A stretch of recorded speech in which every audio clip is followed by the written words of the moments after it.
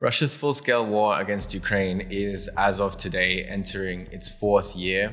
And after a very difficult year that 2024 was for Ukraine, a lot of attritional warfare and a lot of uncertainty going into 2025, there are a lot of questions that people want answered about this war. And that's why we're very happy today to be sitting down with Rob Lee, military expert and a senior fellow at the Foreign Policy Research Institute and one of the top foreign voices on what is really going on here. We're going to talk about everything about the war, from the trenches in Donbass all the way up to the strategic picture. Rob Lee, thank you very much for speaking to us here in Kyiv. This is one of many trips you've done over the last few years to Ukraine, as far as I understand, including going to the Frontline itself. And we are now coming, of course, to the end of the third year of Russia's full-scale war.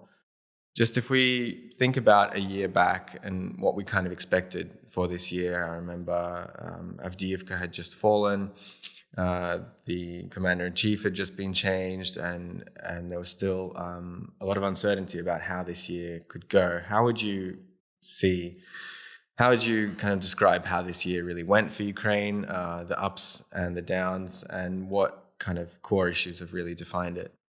Sure. Yeah, thanks for having me again.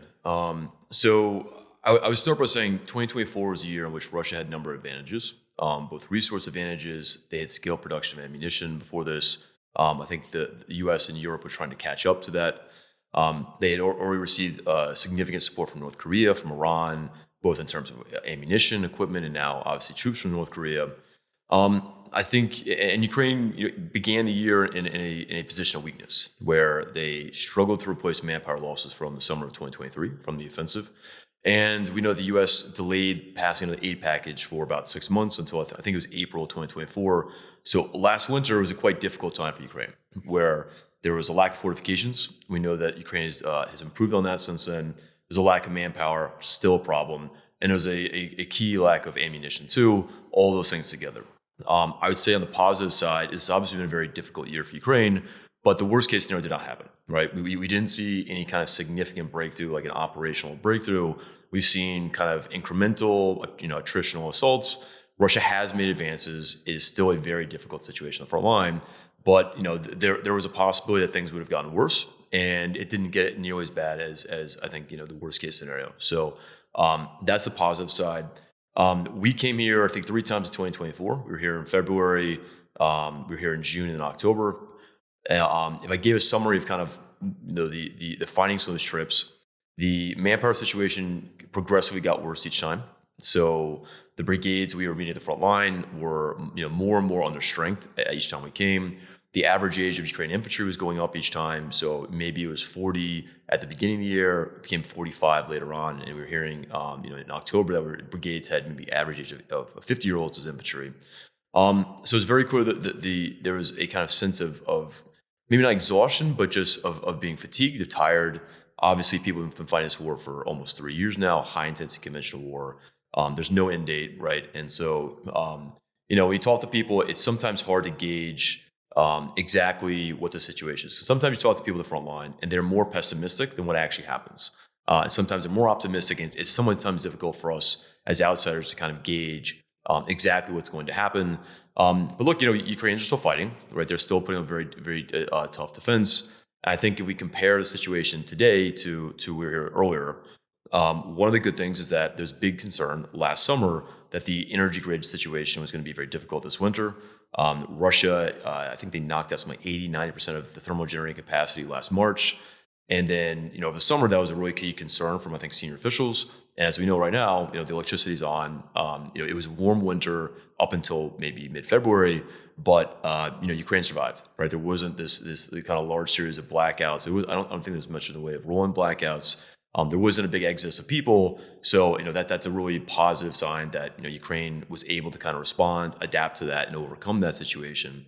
So that's obviously a positive situation.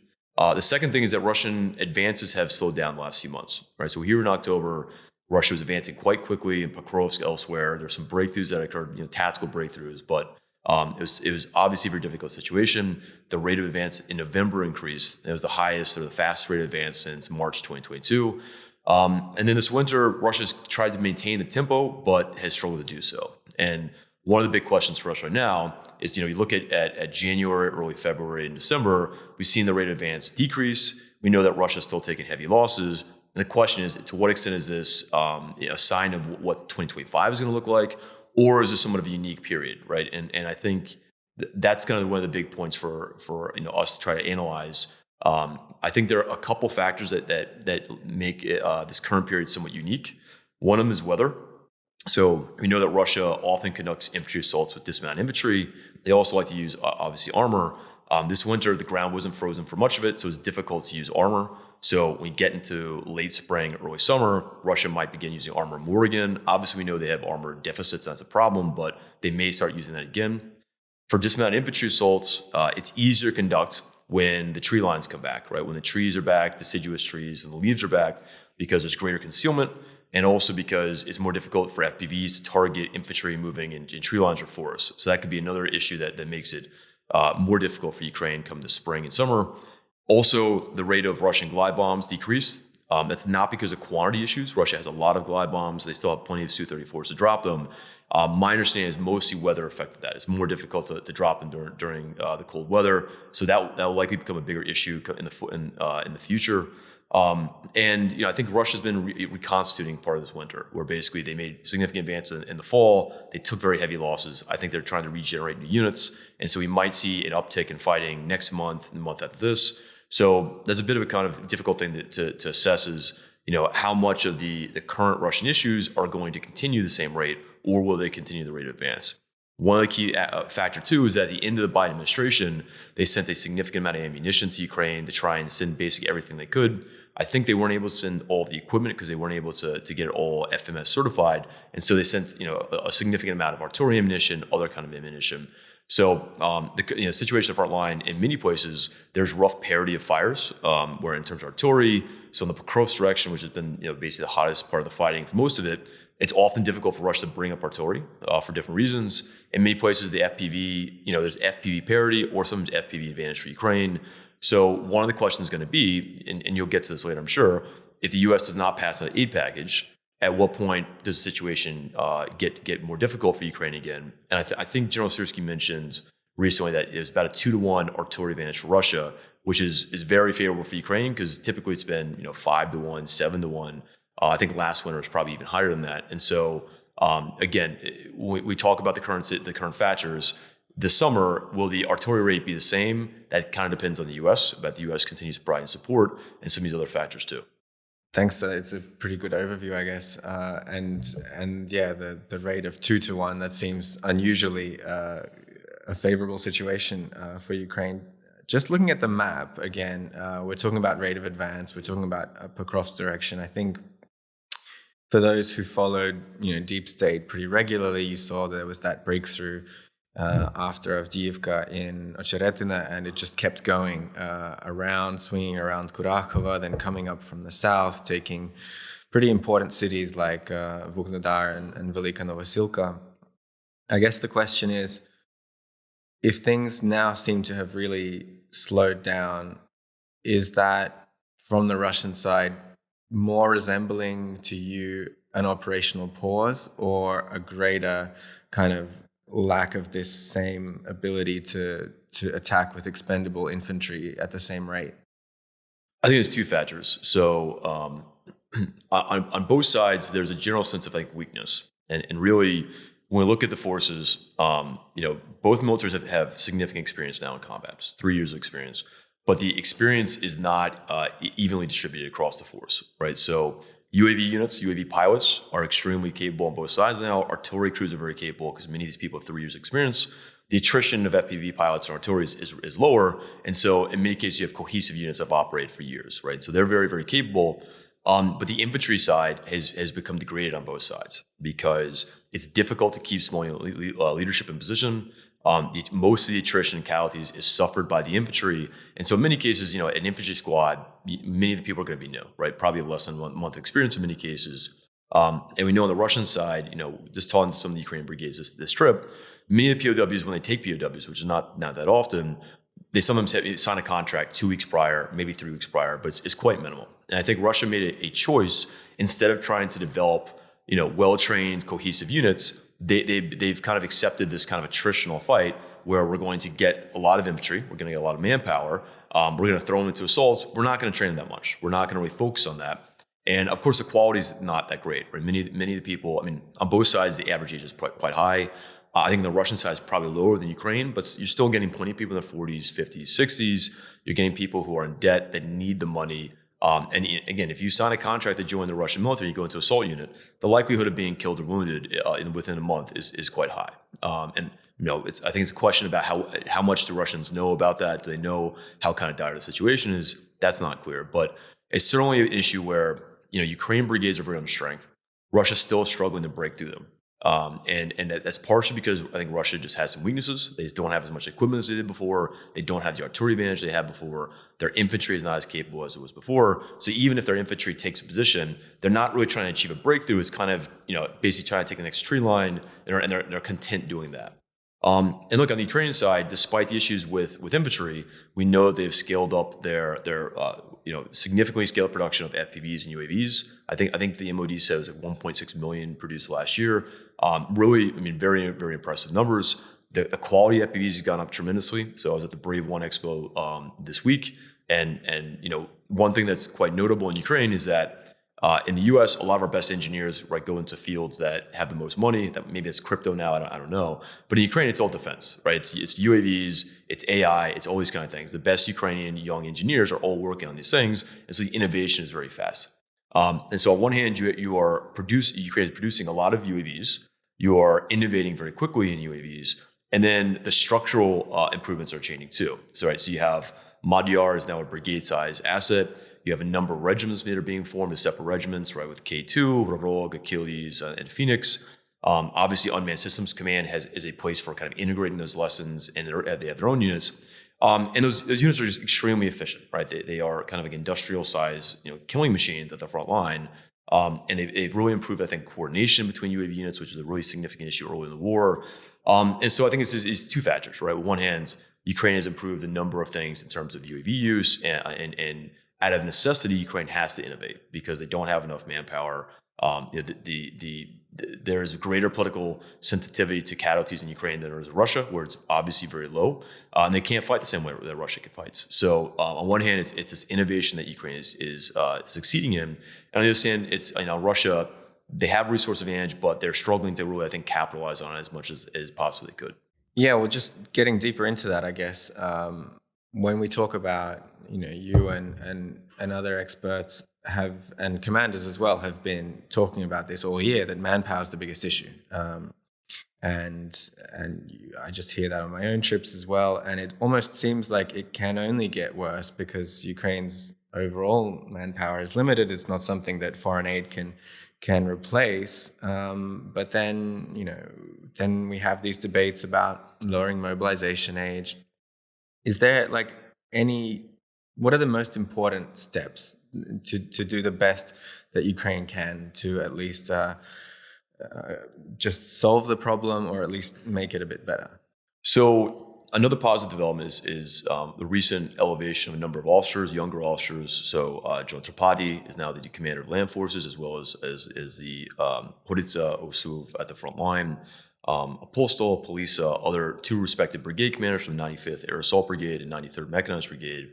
All of them, I think, are between 37 and 42 years old, so they're all quite young. Most of their experience is post-2014.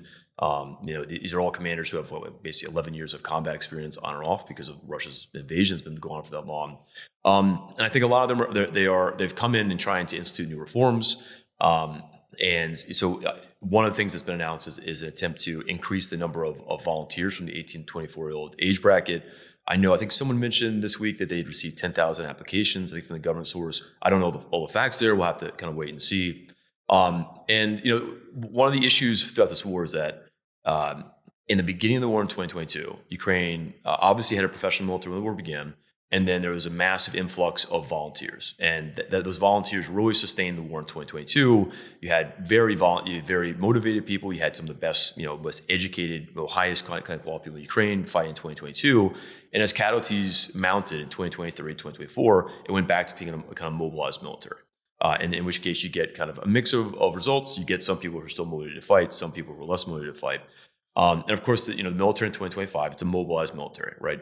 In the infantry in particular, you're not getting volunteers for the infantry. I think the last group of real volunteers for the infantry were the convicts, the Shkval units that were formed the last summer. And so in terms of manpower, I think there are a couple of issues. I think one of them is trust. It's about if you were sent to the military and you were given a different MOS or a different job, to know that you are not going to be sent as infantry, right? And I think that's one of the kind of the significant problems where people will send contracts if they know they will stay in the Air Force, they'll stay in a kind of support role, they don't want to be sent to the infantry. And we know that's happened in the Air Force, the logistics, signal, and other kind of groups. So I think that's one of the key factors. But the infantry is where you need the new people in the first place. Right. Well, and I mean, look, in all wars, infantry, it's the infantry that has the highest burden by far, right? That shoulders the burden. It's the guys who are there when, I mean, it's freezing right now, right? These are the guys who are holding the trenches right now, who are coming under artillery fire from, glide bomb strikes. They don't rotate that often. It is we should not underestimate how much of a burden these guys are holding. It's really tremendous. And in particular, I compare to my experience. I was an infantryman in the U.S. Went to Afghanistan, my fighting was much less intense, and I had an end date. I knew I was going home at this date. Of course, Ukrainian infantry, there's no end date, right? There's no demobilization system. And so it's very difficult, right? And I can imagine if you serve in the infantry for a year or longer, how kind of tough that is. So a big part is how do you get more people in the infantry? And maybe that's you try and rotate people more. Maybe it is the new system for contract soldiers is I think it's just 1 year service. But again, it's whether or not will people trust that they will be demobilized after a year? Do they trust that they will not be sent to different MOSs? These are kind of the key factors. In terms of, I know that the U.S. has kind of been pushing for the mobilization age to be reduced to 18. I don't know, and I'm not Ukrainian. It's kind of a political decision, so I don't want to wade into it. But from what I've talked to, from my impression, I know there are Ukrainians who believe that's the right move to do, but I also know many that don't think it's the right move to do, including people who are fighting, who think that the age pool from 30 to 50 is still large enough. There are more people who can mobilize to fight, and if you keep reducing the age pool, then men or boys who are in high school are going to be sent out of the country. So their family's going to be kind of broken apart more. You'll still get more people who go AWOL to avoid the war. And of course, a lot of the most educated, best engineers for companies, other things, are 18 to 24-year-olds. And you want them to be able to participate in the economy. So it's not fully clear that's the solution. And yes, if you get someone who's 55 who's fighting as infantry, there are things they can't do. But at the same time, I'm not sure that's the solution by itself. So I think one of the key factors to look at is that we know that the numbers of AWOL and desertion was quite high at the end of 2024. It's really critical that Ukraine can kind of keep that stable, at least not increase. The mobilization rate, I think it's probably getting sufficient for the time being, but undoubtedly this year, that this is really the key issue. It's how can Ukraine maintain its manpower. In many cases, I think people go AWOL when they don't believe in leadership and a specific unit. Sometimes they'll go to a different unit. So it's not as an indication that they're unwilling to fight. They want to fight under the right conditions. And so in some cases, the good units are net takers of the AWOL. And I think maybe they're okay with the situation because they're getting more people. But look, I think the current leadership, the new senior officers that have been elevated, I think they understand the situation. They're addressing it through reforms. The problem is that, we're 3 years into the war and the manpower pool is not what it was at the beginning of the war. Look, Russia just has a lot of men and they clearly have a lot of men who are willing to sign up for contracts to go into fighting. There's little political sensitivity. We know Vladimir Putin has been resisting another mobilization campaign, but he probably can do it. He could probably do an unlimited campaign. I think he has enough control domestically in Russia where it probably won't create such significant political turmoil. And so this is still the really big issue for 2025 is can Ukraine at least fix or not allow the manpower situation to worsen? Because I think Russia can probably sustain this war this year. Yeah, I mean, with mobilization, it's being done here in a democracy, and it is causing tensions. But when people say it will cause real unrest in Russia, I think people forget about what kind of a state Russia is. And just one thing to add, I mean, in Russia, they can execute soldiers. If soldiers turn around, they will be executed. And so they don't. So they get pushed forward. And we see all these videos also of Russian soldiers committing suicide just, kind of can't imagine like a worse situation than basically serving the Russian military. In Ukraine, that's not going to happen, right? The Ukrainian commanders are not going to execute soldiers who are unwilling to fight, and so you have to deal with it in a different way because it is a democracy, and there's greater value for the lives of Ukrainian soldiers than there is in the Russian military. And I guess one thing that I think people focus a lot on at the moment, and it's a question of how realistic it is in reality. We're talking about drones, and in a world where the life of an infantryman is almost getting worse and worse because they have to spend so much longer on positions and there are less chances for rotation. How realistic is, maybe not completely, but how realistic and to what scale can infantry be truly replaced by unmanned systems on the ground as well? Well, we're going to see this year. One of the key priorities, I think, for Ukraine's government this year is to scale up the production of unmanned ground vehicles. Clearly, at the Brave One Expo, that was a real priority this time, and there are significantly more companies developing UGVs, offering them than last year. There are some brigades that are very far forward using UGVs. I'm not supposed. I was told some things I can't repeat, so I'll be careful here. But I do think this year we're going to see a quite significant expansion in use of UGVs. The main priority is probably going to be logistics. So as we know, the most dangerous situation right now is the rotation of infantry. This is not when they're in the trenches. Once they've built good dugouts, they can hold them pretty well. But it's rotating between the rear area to the front line, which is quite difficult with vehicles as infantry, what have you, because FPVs present this kind of new threat, which often can fly maybe 10 miles or 10 kilometers past the front line. So if the extent if you can replace use of vehicles or infantry to kind of replace logistics, that can really significantly improve the situation. Some of these UGVs are quite large. They can bring logs, can bring other things to build better fortifications. And some of the brigades are really, majority of supplies are being moved by UGVs right now. And we know that last year, in some cases, battalions, majority of the logistics were done by UAVs. And so it's obviously more efficient to use UGVs in this case. So I think that's going to be a quite significant development. Hartia Brigade had this kind of operation early December, where it was a fully unmanned operation. I think we'll get more facts later on about that. There are still limitations. So, to operate UAVs, UGVs, it's still very manpower intensive, right? We're talking about like 4-man teams. Usually it requires a lot of coordination. There are lots of things that are difficult, mostly things in communications. So with UGVs, just like UAVs, you'll often want to use retransmitter UAVs to provide line of sight so you can operate them longer distances. Batteries become a problem, right? Other kind of factors become an issue. So I think we're going to see a significant scaling UGVs this year. Logistics will be a priority. They're using them for Kazovac as well. Also as kamikazes, also mining, demining. So there are some weapons platforms that will put machine guns or maybe Martin team machine grenade launchers on UGVs. My understanding is it's still quite difficult to aim them properly. So I'm not sure this year we're going to see too much of a significant advance in that regard, but certainly for logistics and other things. And look, this is how Ukraine has to innovate and adapt to a situation. Russia has more manpower. Ukraine cannot afford to lose more infantry. That is a key issue. And so UGVs are kind of part of this, just as UAVs were for compensating for lack of artillery ammunition early in the war or lack of infantry right now.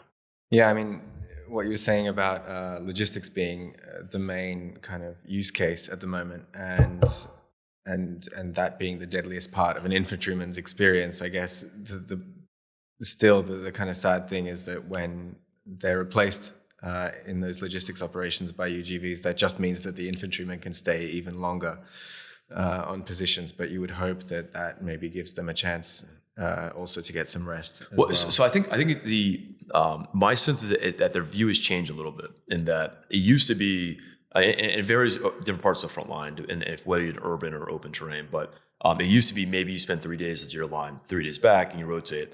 Now it's completely normal to have guys at the front of the zero line for 3 weeks at a time, a month, 2 months maybe. And depending on the situation, sometimes the guys prefer that because then they get more time off when they're back in the rear. And again, the most terrifying thing is basically the rotation. So I think some guys have changed their views on that a little bit. At least we've heard kind of mixed opinions about it. But certainly, if you're spending 3 weeks at the zero line at a time, coming under artillery fire, cab fire, everything else, it's very difficult to do that.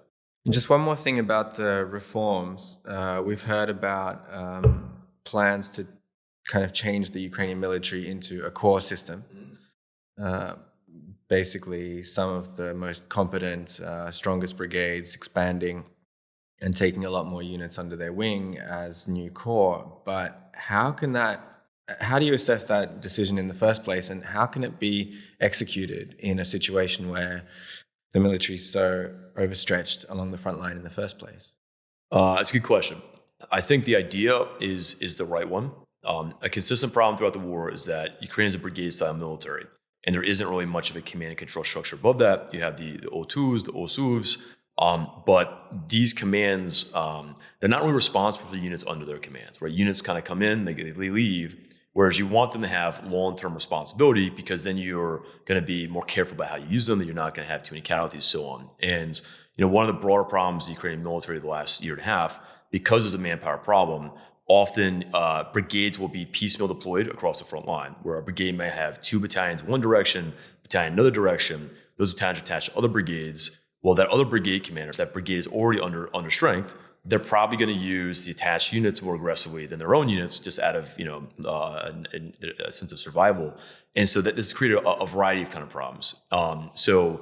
The move to a core structure would be useful, and I think the idea that the brigade commanders who have been kind of mentioned, I think Yuri Butuso mentioned, I'm not sure if it's official, but like Hartia brigades, like Azov, 3rd Assault, 92nd, some of the kind of really famous units, it makes sense. I think one of the problems we know the last year is that Ukraine set up a number of new brigades, the 150 series.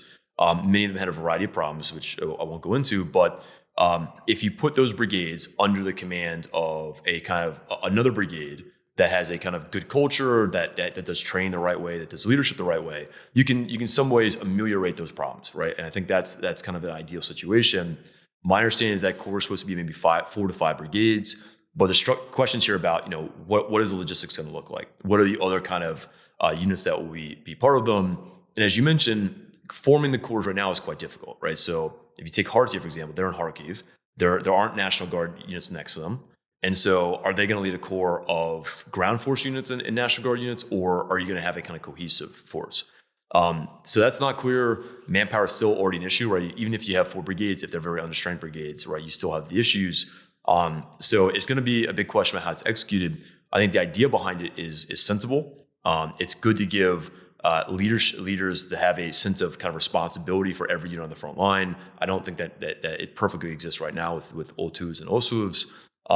And I mean, look, it's been a push for a long time to go to a division or core structure. So I think it is moving in the right direction, but there's probably more questions than the answers right now. And I would assume it's going to take quite a long time to roll this out properly. And there's going to be, growing pains in the process. Yeah, thanks. Just to switch quickly to Russia now, which we talked about already a bit, but it almost seems like in the information space, there are like 2 images of the Russian military. One, especially now that the war has got tougher for Ukraine and Russia has upscaled its recruiting and its production. It feels like on one hand, you have people pessimistic and starting to see Russia as this, truly unstoppable military machine, and they're going to take losses, but they're just going to grind Ukraine down.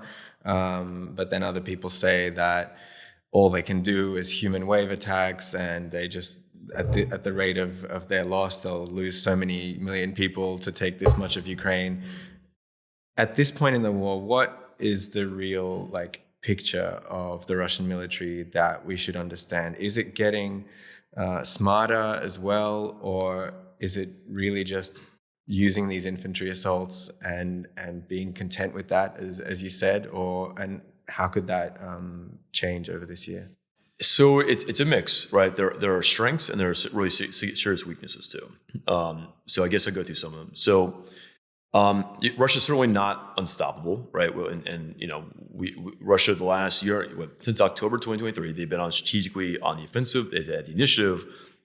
They've advanced in the Avdiivka direction, but other places, Chasiv Yar, Toretsk.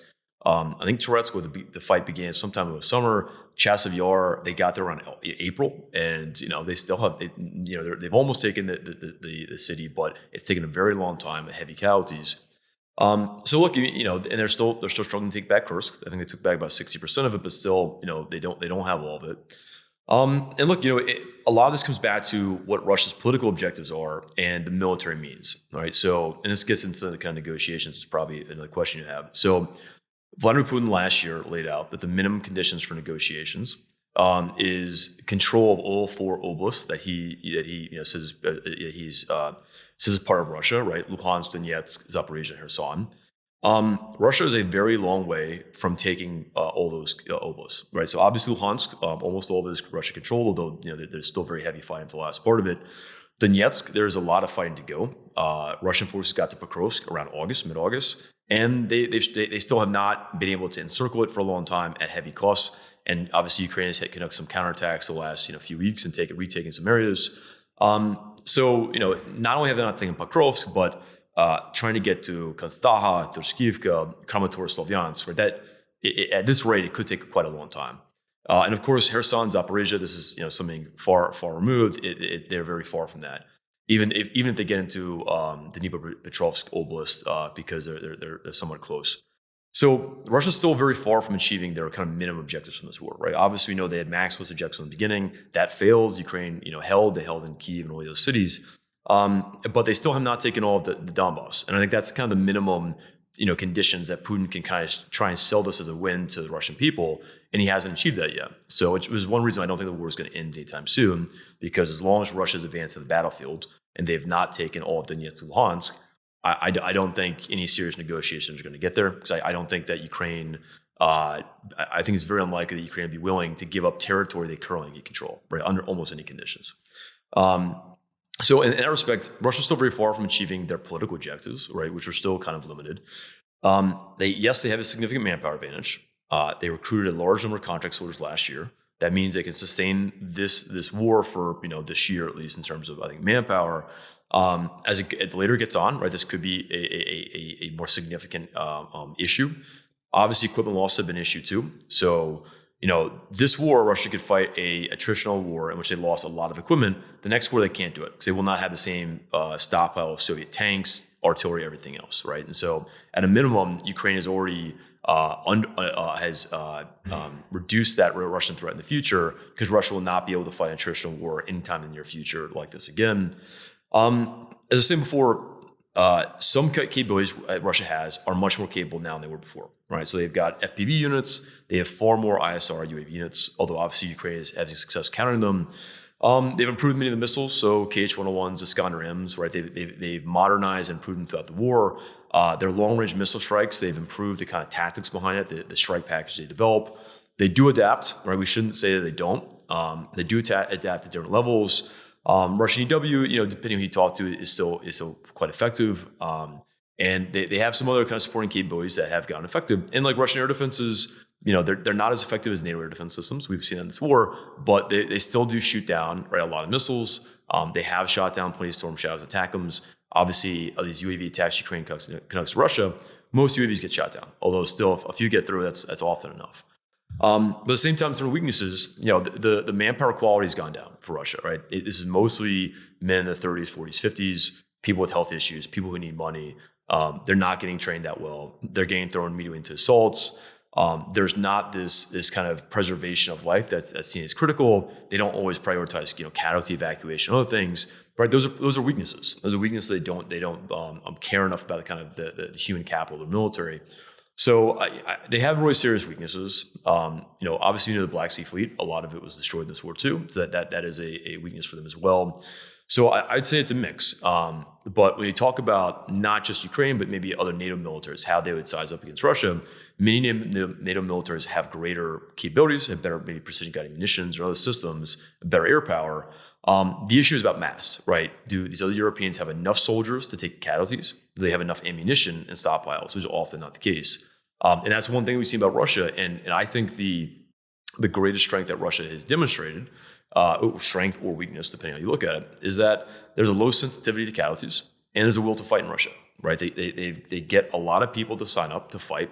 And then once they're in the military, they get them to do assaults. And many countries would not do this. It says something about Russian culture. This is something that's capable.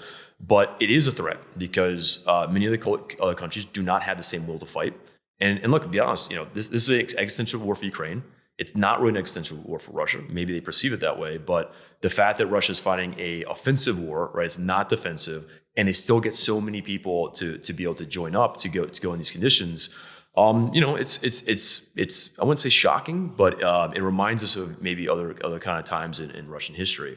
And then look, with North Korea, we've seen the same thing. We've seen the North Koreans who are willing to fight, who are not surrendering. And the Ukrainians I talked to who fought with them have, I think, a level of respect that these guys are in good physical shape, they're tough, and that they're kind of determined and committed. Whether that's propaganda, I don't know. So I think that's my view of the Russian military, is that they're not easily going to give up in many contexts. Russia's demonstrated they're willing to take heavy casualties and they'll keep fighting.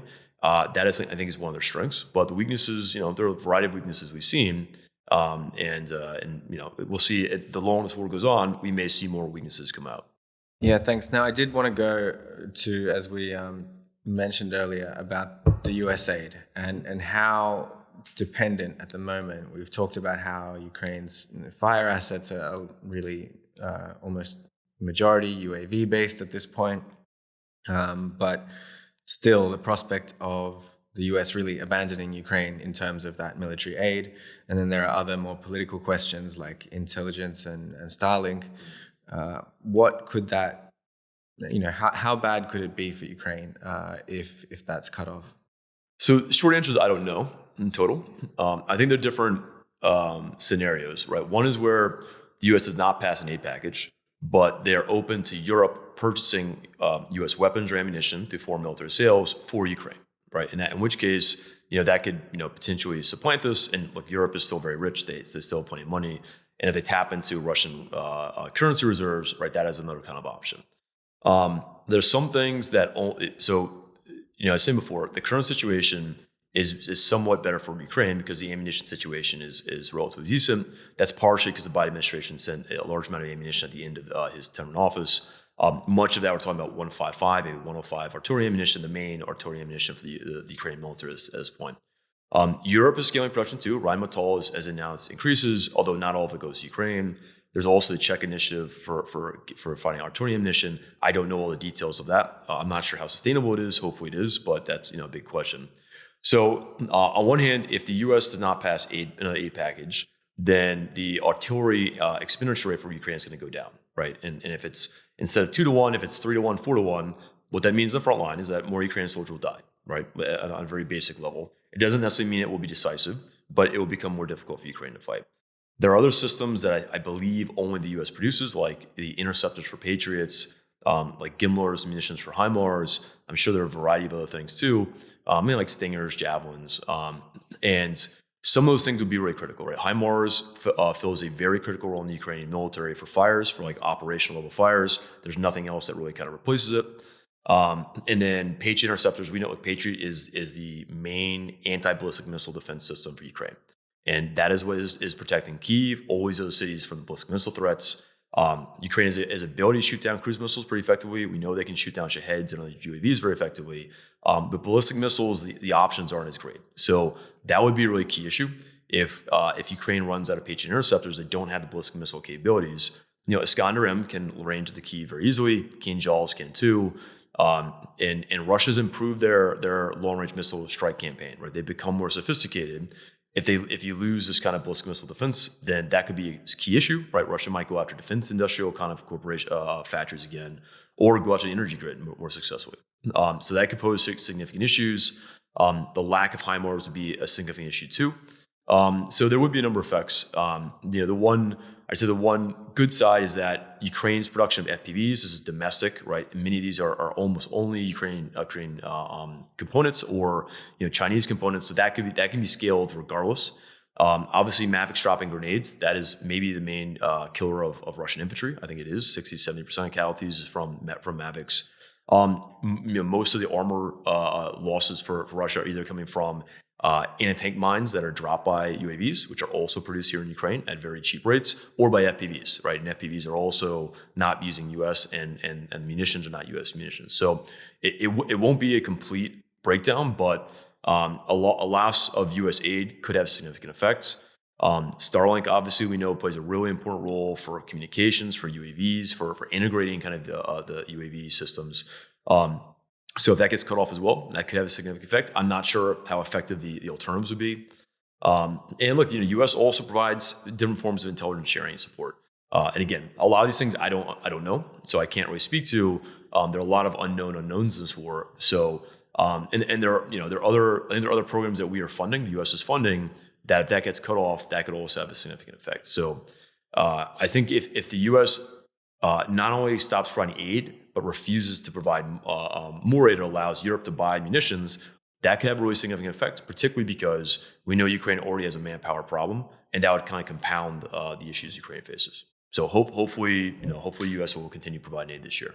Just to finish off, I guess, I think you brought up a very good point that while Russia's going forward and they are advancing, there's no real reason for them to be interested in stopping the war. And I think that's always the key question about a negotiated peace, like why would Russia stop? So if we're looking first and foremost at the battlefield beyond grand geopolitics, what would it take for Russia to feel at this point that they just can't go any further forward and they're happy to take what they have? So the Russian economy is struggling, although I'm not sure it's as catastrophic as some people have said. I think the necessary condition for this war is that Putin had to really assert complete control of Russia, right? Where there wasn't much opposition when the war began, and anything that was kind of replaced, and much of the opposition figures had left or were killed in prison. So that kind of control has enabled him to continue this war. Where I think a lot of Russians, even if they don't support the war, just kind of say, "Well, I can't control anything," and they kind of go about their lives. So I think there are plenty of Russians who would maybe accept a deal because they don't necessarily want the war to continue, but I think also the polling shows that many Russians want to win the war as well. So it's not these are exclusive things. I think for any of the kind of ways of getting to this war to end, it begins with Russia not being able to advance on the battlefield, right? So as I said before, the minimum objectives that Russia has is to take control of all 4 of those oblasts, right, which Russia only partially controls right now. Russia at this rate is quite far from achieving that. So there, I don't think it's likely that Russia would take all of the Donetsk Oblast this year, right? Unless there's a kind of a catastrophic breakdown for Ukrainian forces. And again, it comes back to U.S. aid and other factors. But and so for Russia, as long as they're advancing the battlefield and they have not achieved taking all of Donetsk, I think the war is going to continue. I think that peace negotiations can go on, but I think the gap there is too significant, and I don't think there's any chance that President Zelensky is going to give up territory that Ukraine currently controls. I just don't think that is politically palatable, and I don't think Ukrainians would kind of allow it. So right now, I think we have a gap between the Russian demands, Ukrainian version of what they would be willing to accept as in the war, and of course, the other big factor here is and I think this is something we haven't really maybe mentioned enough in the media, is that how the war ends is really critical, and there's a reason why Ukraine keeps asking for security guarantees, because they want. People thought that Ukraine is tired of this war and exhausted, and that's true. But what I think my sense is that what Ukraine is really tired of is this persistent threat from Russia, right? This threat's been going on for quite a long time. The war began 11 years ago. And for Ukraine, it's important that however the war ends, that it ends and does not begin again. That it doesn't begin a year from now, doesn't begin 2 years from now. And also that Ukrainians can go back about their lives and not fear that there's going to be another war. Because if there's fear that Russia's going to simply invade again in a year or two, the economy will not bounce back. It will not receive enough foreign investment, and many Ukrainians will leave. Right, once the borders open, they'll leave, and this comes back to Ukraine's viability as a state, which is again much of what this war is about Ukraine's survival. That's also part of the reason why I think Ukraine does not want to mobilize 18 to 25-year-olds. It's a small demographic group. If too many of them get killed and wounded, they're not going to have children, and then 20 years from now, what does kind of Ukraine's future look like? So there are a lot of really important questions here. But my sense, I don't think we're going to see a ceasefire anytime soon. I think even the beginning of negotiations, I think the both sides are going to be very far apart. There's a chance that if the Trump administration offers concessions that are outside of Ukraine, such about security architecture of Europe. Maybe that would allow Russia to kind of end the war on different terms in Ukraine, because that would be a significant victory for Russia. And this war is in part about changing security architecture of Europe. It's not just about Ukraine.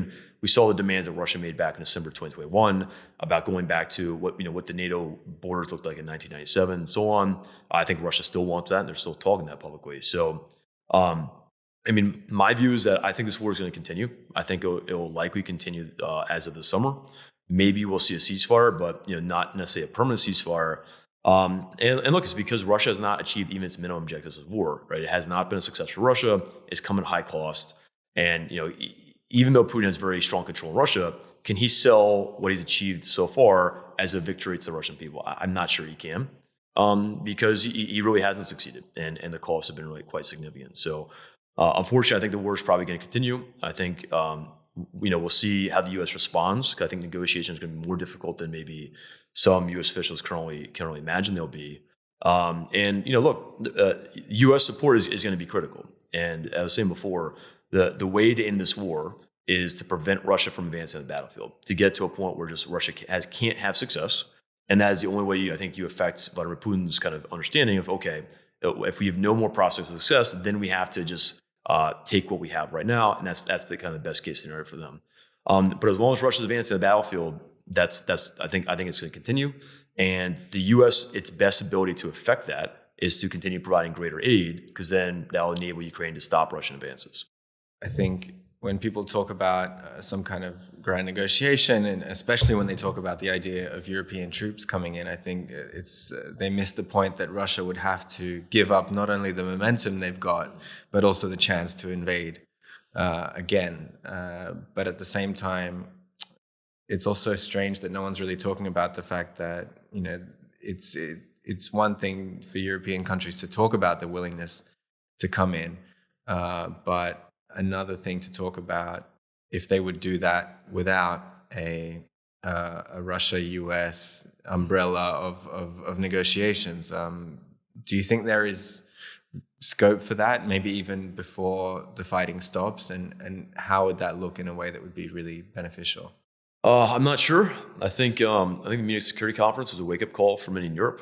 I'm a little surprised. It was a surprise in Europe, because it was when Donald Trump got elected, it was very clear that that was the kind of speech I expected would happen right in Munich the first time.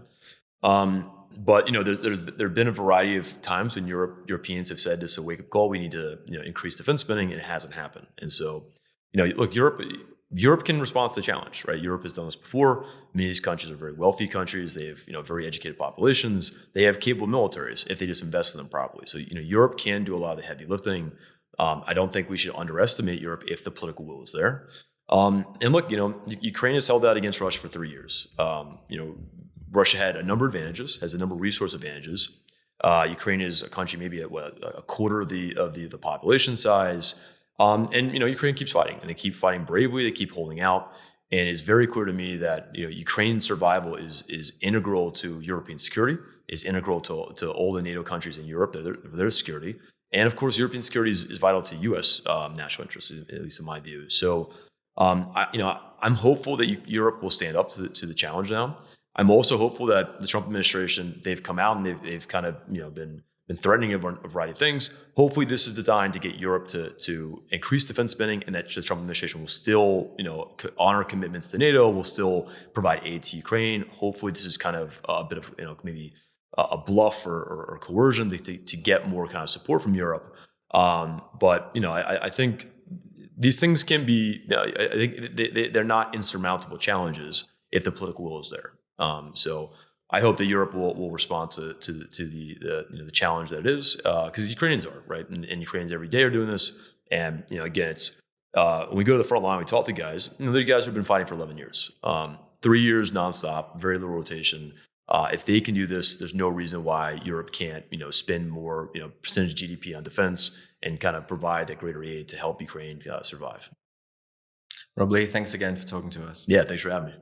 Thanks again for watching this video. I'd like to also remind you that on Thursday, our new documentary, When the Water Screams, made by our War Crimes Investigations Unit, is releasing. So to make sure you don't miss it, don't forget to subscribe to the Kyiv Independent's YouTube channel. As always, all the work that we do here at the Kyiv Independent, from conversations like this to Frontline trips to War Crimes Investigations, are only made possible by our community of members. To join us, please go to the link in the description below. Thank you.